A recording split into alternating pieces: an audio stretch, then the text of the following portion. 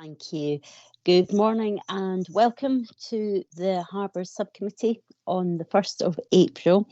And as you're all aware, our meetings are being held virtually due to public health regulations and due to COVID-19.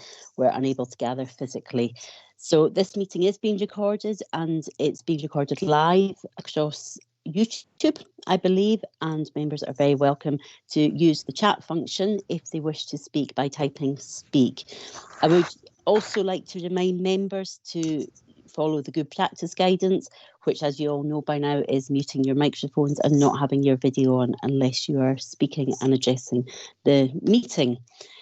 The usual standing orders apply, and that includes any votes that may be taken under roll call, although I don't believe we will have any voting this morning, but if we do, we can follow those regulations. And if members have to leave the meeting for any reason, can I remind you to either leave the Teams meeting for that period or leave in the Teams chat function and then join, and this will allow us to monitor the members' presence. Before I move on to the agenda for this morning, I just want to add my condolences to Patsy Gilroy's family. It was noted at Council last week, and certainly as a member of the Harbour Subcommittee, Patsy had a great knowledge and interest in the harbours across Dumfries and Galloway. So I just wanted to put on record my condolences to her family. So moving on to the agenda this morning, first of all, we've got Cedern and apologies. So do we have any apologies this morning? Morning, Chair, morning members. I have no formal apologies. We've got 6 members present, but not present at the start is Councillor Marshall. Thank you, Tracy. And have we any observers? Just to put on record, because of the nature of the Harbour Subcommittee, we do have subs who receive the monthly updates, and I have requested that those subs be invited to the Teams meeting as well. So I'm aware we've got at least one observer. Have we got any other observers? We've got Councillor McComb and Councillor Thompson, Chair. Perfect, thank you. Grand. So moving on to item 2, which is any declarations of interest from anyone.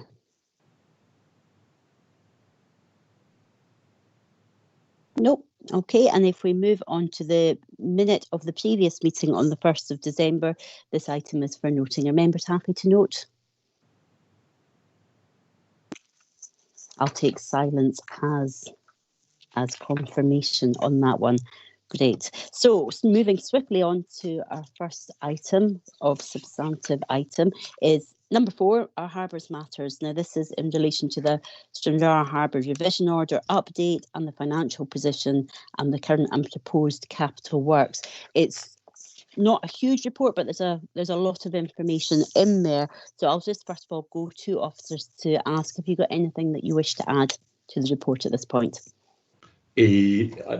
Possibly just to add at this point, Chair, if that's okay, if you want me to talk about the Harbour Revision Order and progress on that, or I can deal with that later as any questions under the reports. I'd be guided by you in that. Thanks. So I would say to members that under the Harbour Revision Order, this is an issue that has been ongoing. I have been approached by members with concerns of the lack of movement on this one, and it is something that I have been in discussion with the senior officers and the senior team with. So yeah, I think, Stephen, it would be useful to update. We've got the report in front of us, and it does relate to that, but it makes reference to a verbal update. So if we can get that verbal update, and then if members have got any questions, that would be really useful. Okay, maybe what I'll do is I'll maybe bring James in to just give us a verbal update on recent progress on the HRO. What I'll maybe talk about first is just moving forward. You and I, Chair, have had discussions recently on progress on the Harbour Revision Order, and we've discussed concerns between us about not moving forward to a kind of conclusion on this, and haven't been reporting that position a number of times to the subcommittee.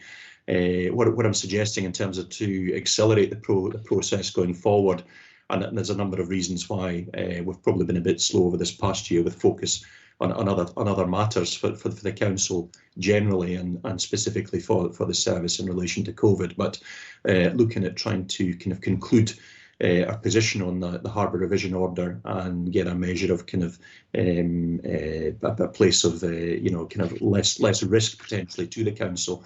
I will continue liaise with the head of governance on the legal services support, and that's mentioned within the report.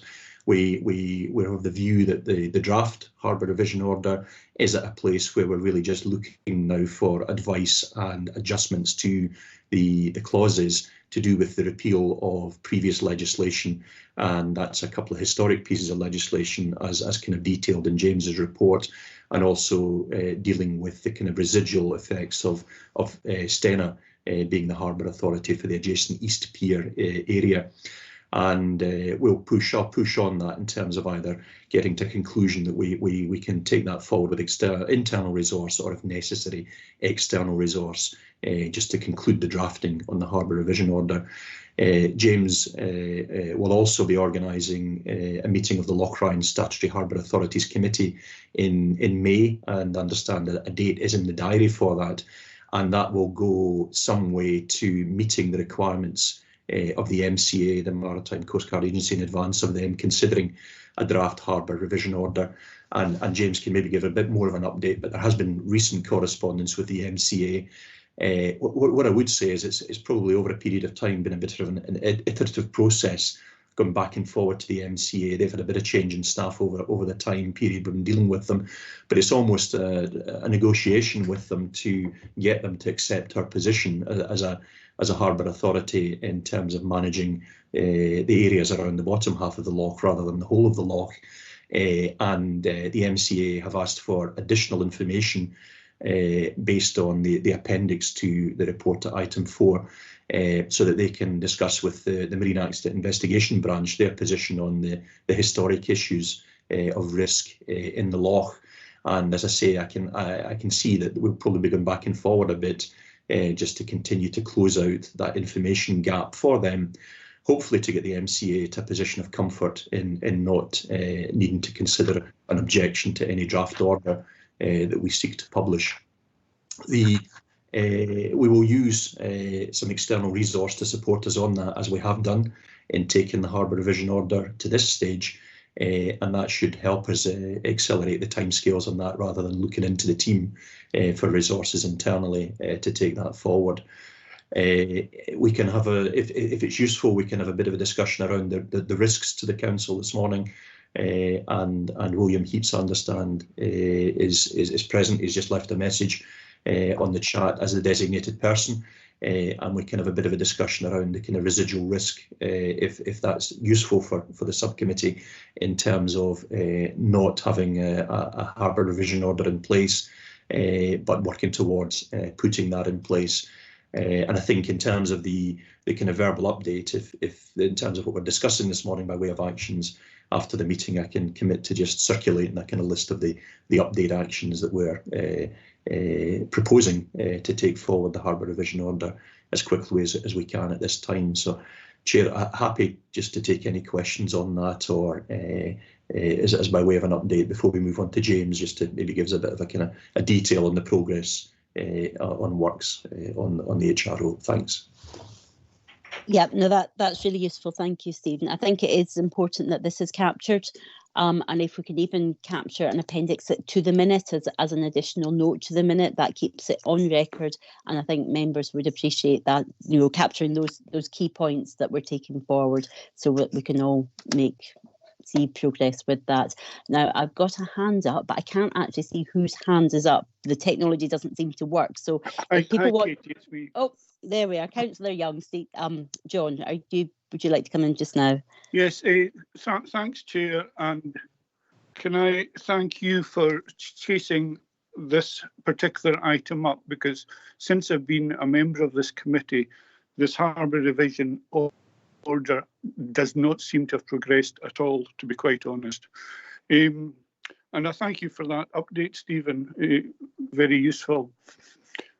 Sadly, one of my earlier posts as a councillor was vice chair of the enterprising DG, and sadly what I remember from that unfortunate experience was the lack of progress, and in particular committee meetings being cancelled at short notice, and also verbal updates being continually given at committee meetings when these committee meetings actually took place.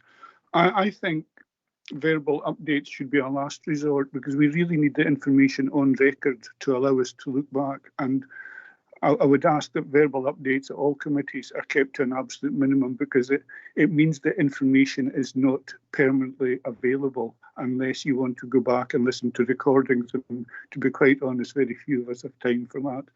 So thank you for that update, Stephen, and thank you, Chair, for enabling us to hear that update. Thank you.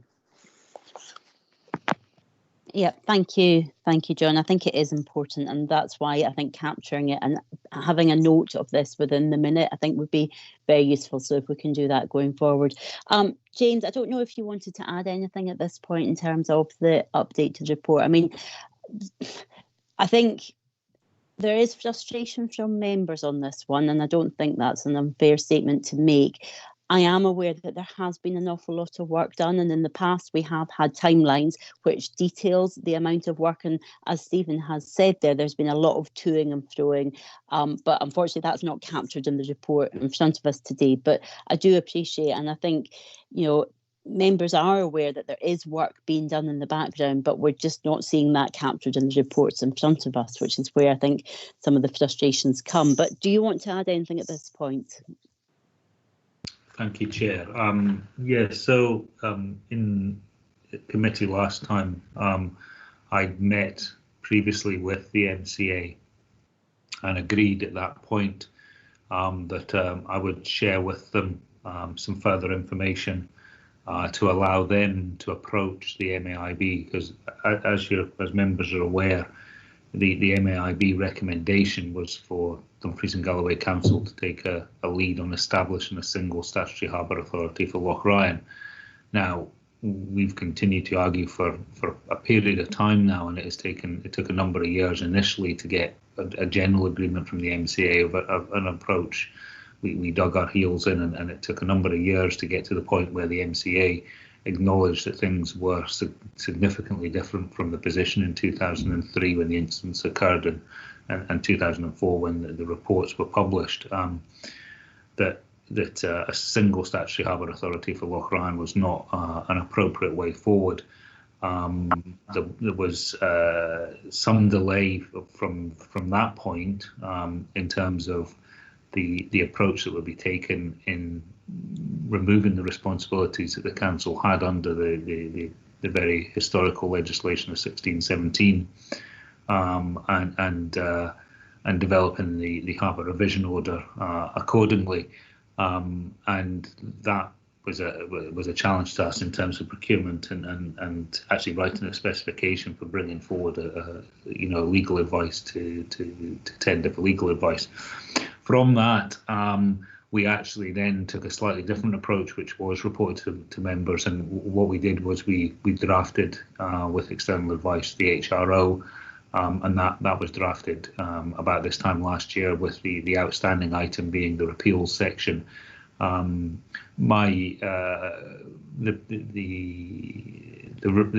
guidance that's on the Scottish Government Transport Scotland website on in an HRO forward requires the authority taking the HRO forward to do informal consultation before progressing with the publication of the HRO.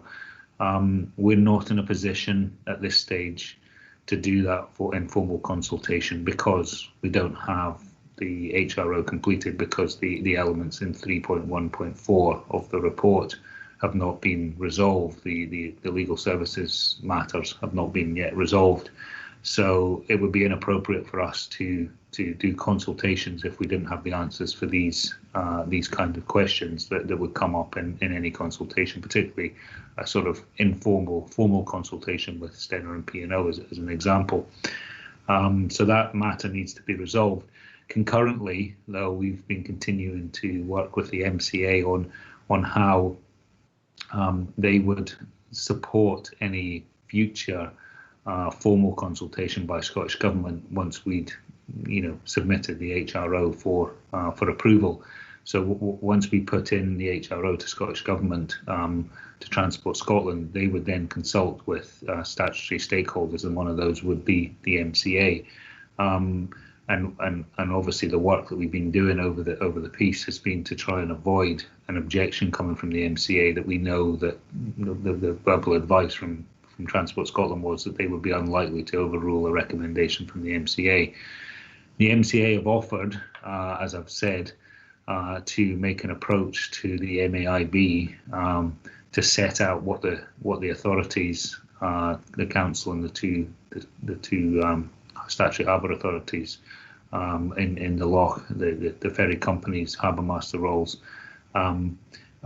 They're happy to go to the MAIB and take that forward. So at the end of last year, when I was speaking to them, I agreed that I would take the document that would be previously supplied, and that's the document that's contained in the appendix, and I would update that and send that on to them, because there was quite a bit of information in there that was still referred to sort of ideas of maybe the council taking on just a small area around the harbour or things like that. So some of it needed to be a little bit updated from when it was originally produced about 3 or 4 years ago.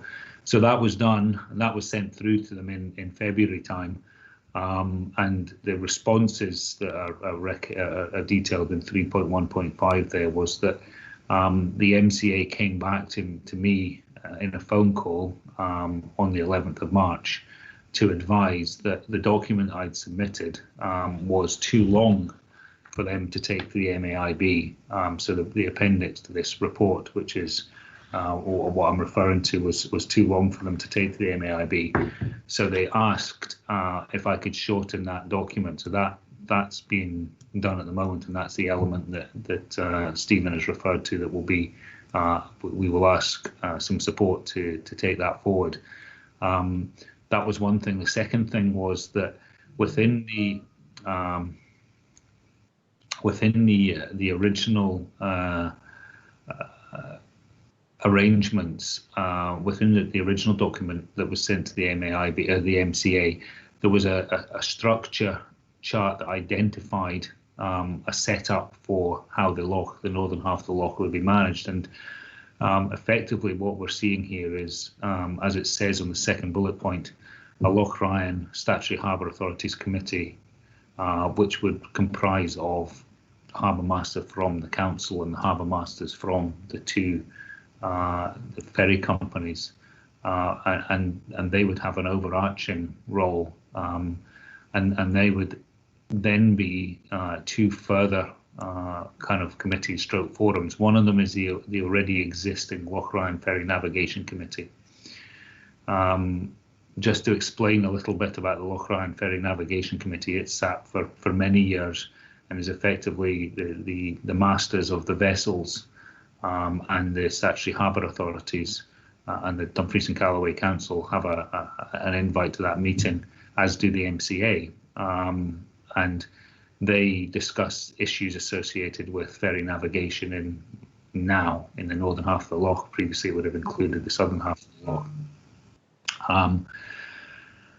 We actually met with them last week, and at that I presented to them, and this was the need for the verbal update because clearly the papers were published by then, but the Locrian Ferry Navigation Committee met last week, and we discussed with them the approach that the MCA have asked for to take forward to the MAIB, and as I said, that is the shortening of the document.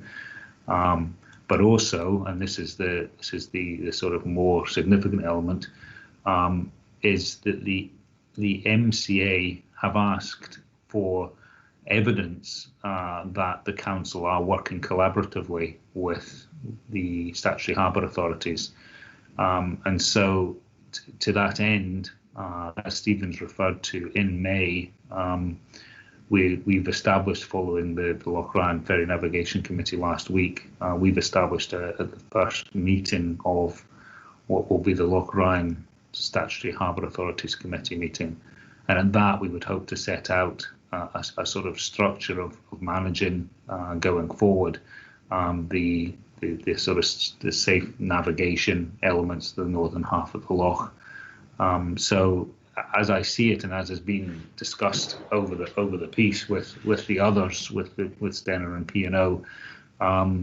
the Locrian Ferry Navigation Committee would meet the same day as the Locrian Statutory Harbour Authorities Committee and feed in any information into the Locrian Statutory Harbour Authorities Committee. The Locrian Marine Safety Forum, which is the second, is more directed towards general users of the loch. So the view from my view was that would be a meeting that was chaired. The overarching one will be a joint chair between the three statutory harbour authorities. The Locrian Ferry Navigation Committee is chaired either by Stena or P&O, and that is appropriate.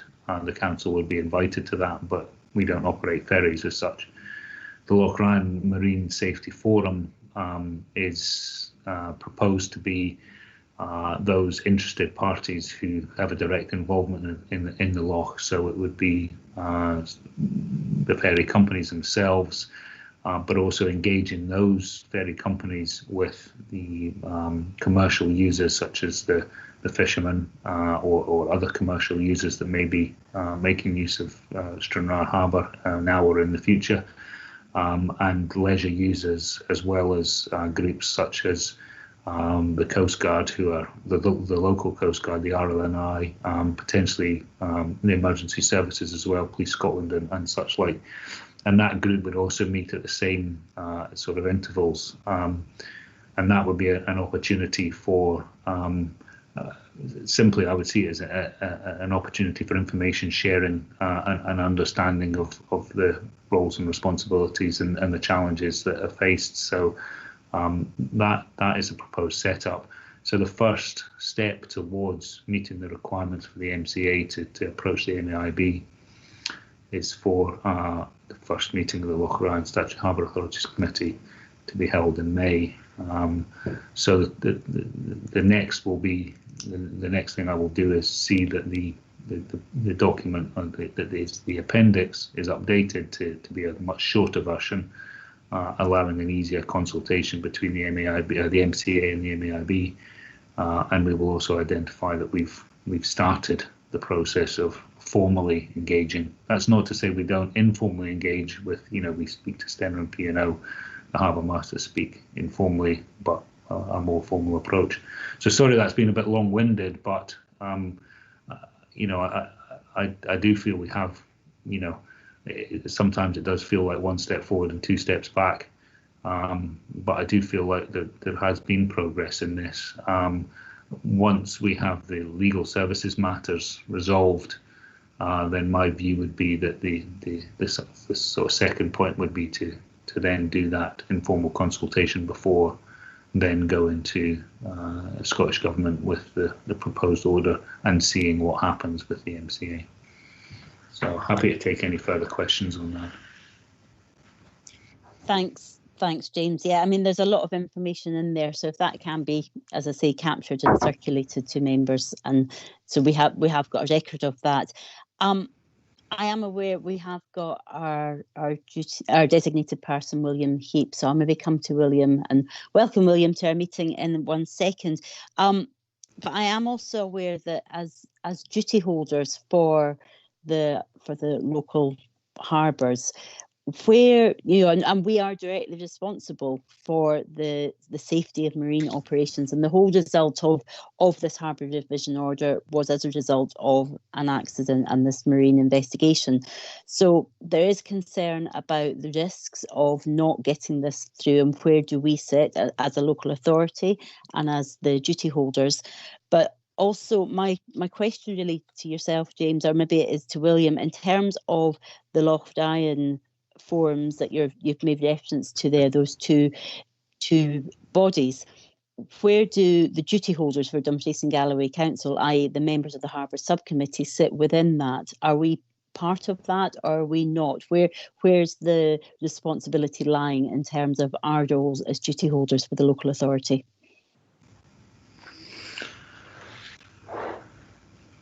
I don't know if William maybe wants to come in and answer that one as our designated person. Thank you, Chairman. Yes, and welcome. Yeah, and thank you for inviting me to the meeting. So you're quite right, and perhaps I'll begin by saying, I do commend you and the committee for raising the profile of this issue. It's as designated person, that's my role to advise you on what you should be concerned about, and I'm really pleased that you are concerned. However, you've had a long update, detailed update, and you can see progress is being made. So answer your specific question. Yes, ultimately, as duty holders, you are responsible for safety in the harbour. But when it comes to stakeholder meetings and the forums that are proposed, then you will delegate participation in those meetings to your officers. So I imagine, day to day, it will be James and Will that attend those meetings. It's an absolutely normal way of proceeding. Stakeholder engagement is a key part of Portman Safety Code, and setting those forums up will answer the question. Is that enough to answer your question for the moment? It is. Yeah, no, thank you, William. I think it's really useful to have these conversations and give up members the opportunity. I see Councillor Young's got his hand back up, so I'll maybe ask John to come back in with any additional questions, but thank you, William. Thank you, James, for that comprehensive update. Appreciate it. I note from the appendix that the Locrian Marine Safety Forum has not met since 2013. So I'm asking, will that be re-established? And you said the other forums would meet at regular intervals. Could I ask what these intervals would be between the meetings of the Navigation Committee and the Statutory Authorities Committee? Thank you.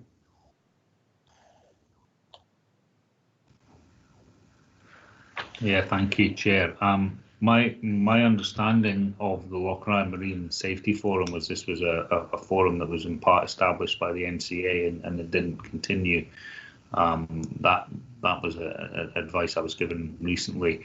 It's something which I think has merit in terms of engaging all users of the loch, and particularly to ensure that, as I said, they understand the challenges. So I think a lot of users of the loch will stay at the southern end of the loch, and in terms of their interaction with the ferry traffic will be zero. Particularly the sort of smaller craft and the paddle boarders and the swimmers and other users of the harbour. Their interaction with that side of things is low, but there would definitely be issues associated with larger sailing craft and things. So the Locrian Marine Safety Forum, we do have Will Jones, who I see has come on to the call now, which is good. He will advise that there are meetings. There have been, prior to COVID, meetings with Stranraer Harbour Users Group, and issues around safety of the loch and things like that are elements that are certainly discussed there. The Locrian Marine Safety Forum just takes it that little bit further in terms of the invite list. My view on the approach, Councillor Young, is that the Locrian Statutory Harbour Authority Committee would initially meet on a 6-monthly basis, with the other meetings also being on a 6-monthly basis on the same day. So that was kind of knocked up at the times where we imagined people would turn up at meetings physically in one building, and so if you're inviting people who you'll maybe not appreciate, but the harbour masters for the Stenner and P&O facilities are not based at. They do have staff based there, but the likes of their senior staff, one of the companies bases it at Larne and the other one bases it at Liverpool. So, they're not always physically at Locrian. So the idea was, by having these meetings on the same day, we basically hit it hard on that day and had the opportunity for people turning up all the time. That's now become a lot easier with the concept of Teams meetings and the ability to do that, although hopefully we'll move back to the stage where we can have face-to-face meetings, because I think they have big advantages, particularly in this kind of thing. So I'm looking at the moment at the initial setup of a 6 monthly arrangements for these meetings. The Locrian Ferry Navigation Committee hasn't met for some time. As I said, it met last week. I think it would have been probably more like a year since it last met. So they, that setup is very much led by the ferry companies. So I would leave it to them to decide how often they wanted to meet, but I don't think 6 monthly is unreasonable. Thank you. Thank you. I've got William's got his hand raised, so I don't know if William, you wanted to add to that. Well, if it's not too soon, perhaps just as a quick summary of the situation as I see it. Chair, you're quite right in questioning your risks and responsibilities, and the fact is that as the law established in 1670 something stands, at the moment Dumfries and Galloway appears to be the harbour authority for the loch. It's been understood by all parties involved that's not a sensible situation, and a very clear way out has been proposed. At the moment, that's waiting on legal advice and getting a harbour revision order. But I would say that really the ball is in your court. Publish a harbour revision order, and the MCA will have to agree or not. However, the route that James has outlined to you all is quite right. Bring the MCA and everybody else on side. But the one thing that could be done now to get this going is to clarify that legal advice. So no, I would commend you either to ask your own legal team to give advice as soon as possible, or if resource is not available, go out and get external advice and really get this thing moving. So I mean, sorry, that's quite a blunt bit of advice, but that is how I see it. Yeah, no, thank you, William. Your knowledge is welcomed, and thank you for sharing that. And I think steps that Stephen outlined at the start would be in getting the issue of the legal advice and the other points pushed forward. So I'm happy and content with that. I don't know if any other members have got questions on this. We've talked a lot about the Harbour Revision Order, but this item agenda has got other issues in here as well, and there's the capital works that have been proposed in the various tables, and certainly I'm aware that I've been contacted by, if I'm moving on, I mean, I just want to double check, does anybody else want to add at this point anything to do with the Harbour Revision Order? I don't see any hands up or noting. Okay, so I'll move on to the capital works, etc. So we have got Will even with us today. So welcome, Will. I hope you had a safe journey across to Stranraer. We've got the capital works proposed, and we're being asked to agree those to go to Communities Committee for approval. I've certainly been contacted by issues within Garliston. There's been a lot of damage done in recent storms, and it was also raised at Port William Community Council last night that they're waiting for the compound for their compound for boats, and the site has been cleared, and I understand there's been a few issues. I do want to put on record that the Community Council spoke very highly of Will Jones, and apparently the fishermen are all speaking highly of our regional harbour master. So I just wanted to put that on record and pass that back to Will, because it's important that our officers do get that positive feedback. So just to say thank you to Will for liaising so well with the community, certainly in Port William. But yes, I don't know, Will, if you wanted to update us at all in terms of any of the capital works and any of the damage that we're waiting for updates and design engineers coming back with reports. Yeah, thanks very much, Councillor Hagman. Apologies for my belated arrival, but as hopefully James explained to you, I've had an operational matter which has required me to change my venue for being at this meeting. So I've just arrived Stranraer and got on as soon as possible. The two harbours you mentioned specifically, Councillor Hagman, I was in Garliston last Friday, and just sorting out some new berth allocations. I had a chat with one of the commercial fishermen while I was there. We've had an engineer's report done recently to back up the initial observations of the engineering clerk at works the month previous as regards the middle section of the harbour wall in Garliston, and that report now suggests that we need to rebuild that central section of the wall by the same method as we did the previous section that was repaired by Luce Bay Plant Hire. So that has been moved forward by engineering design. At the same time, I aspire to getting some large rocks out the middle of the burn, which is preventing the use of some of the berths by specific hold boats, notably catamarans. So that's underway. I've also got a maintenance berth ring being put in on the slipway, and other dry moorings coming back into use. I'm chasing up property services for the state of the roof of the sheds on the east-facing piece of the pier, and for Garliston, the backside of the breakwater on the beach side of the breakwater, we're going to get that addressed at the same time as we do the main part of the harbour wall. So I've communicated all of that to the commercial fishermen and some of the leisure users as well, who tend to be pretty good at passing information on between them. Port William, I spoke to the chair of the community council the day that the works were due to start, to tell him that they were starting, just so he knew. And the following day, we were there marking out on the first day a few weeks ago, and the next morning the contractor told me that they delivered the wrong posts.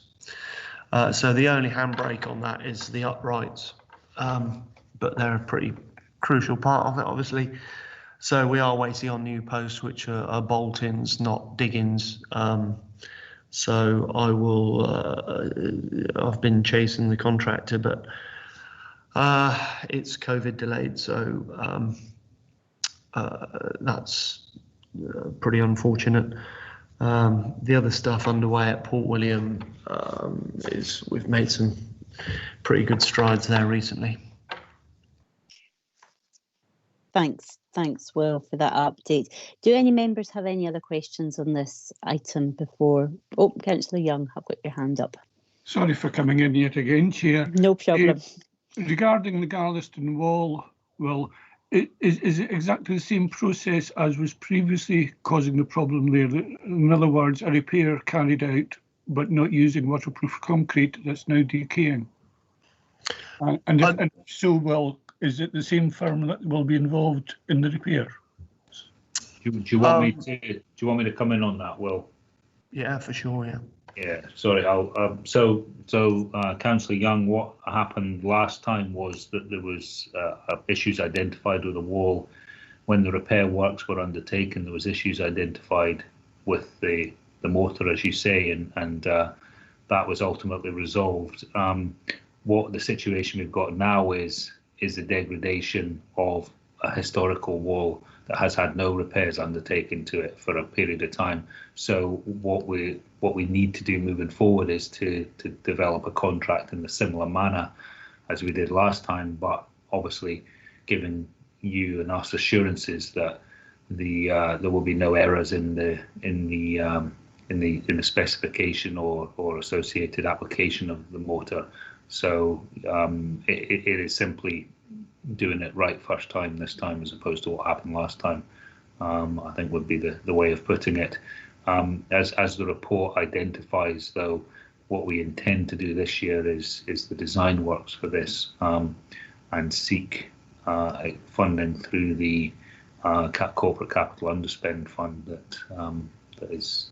that finance are made available from last year's capital underspend, as a number of, as I'm sure you're aware, across all parts of the council, as bids to the corporate underspend fund, and this would be one from us, as is detailed on page 16 of the report at the top table.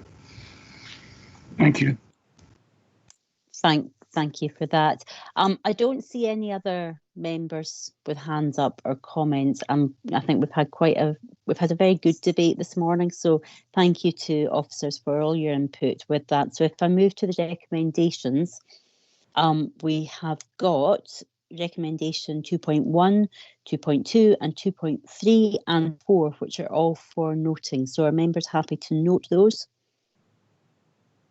Again, I'll take silence as compliance, so to speak. And then we're looking to agree 2.5 that the capital works detailed in table 4 and 5 will be progressed as funding permits and to receive updates to this committee on the progress. Are members happy to agree? Okay, so moving on to item number 5. This is the Port Marine Code review, audit and update of our marine safety management system. And we've got various points raised in here, and we're being asked to note and agree a draft copy of the marine safety management system for review in April and May of this year. Do officers want to add anything at this point to the report before us?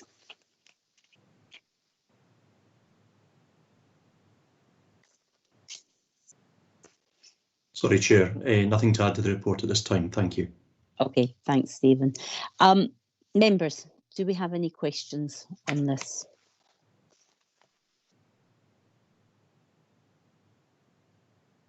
I'm not seeing any questions at all. So on that case, I don't have any points that I wish to raise myself. So I'm quite happy to move straight to the recommendations.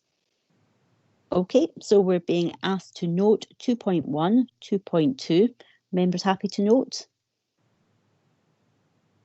Okay, we've got 2.3, which we're agreeing to receive the draft copy. Members happy to agree? And then we're noting 2.4 and 2.5. William, you have your hand up. Would you like to come in before we agree and note these? Yes, I'm sorry, I'm a bit slow on clicking the buttons here, Chair. If I may, just to indulge everybody for a moment, just a quick update on the marine safety management system, which, as you recall at your last meeting, you asked me to assist with, and that process is largely complete.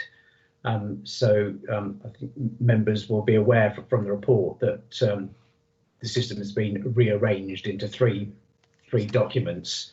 Document numbers 2 and 3 are internal documents now aimed at regional procedures and harbour procedures, and they're largely ready to go as their internal documents. You know, they will be pressed into service hopefully from next week.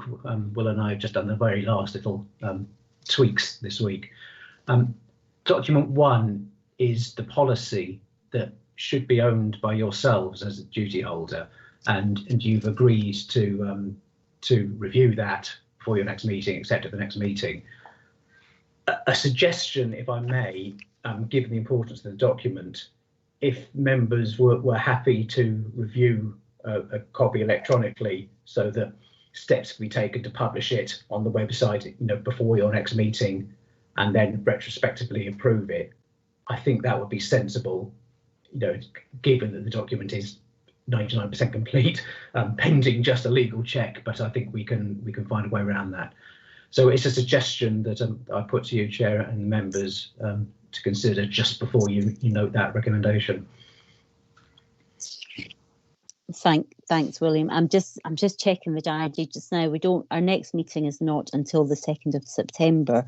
So I don't know if Stephen, do you want to come in? I see your camera's flicked on there on that suggestion. Yeah, yes, I was just going to tell you the next meeting dates after the recess. But if subcommittee were happy to do that, we could circulate the document for review and any kind of feedback or comment, and then formally we could bring it to committee on the 2nd of September. But on the basis that we would be working towards that policy being agreed at the end of the recess. Yeah, no, I'm happy with that way forward. Do any other members want to come in on this one? I mean, we've already sort of noted and agreed the recommendations, but clearly if anybody else wishes to come in at this point.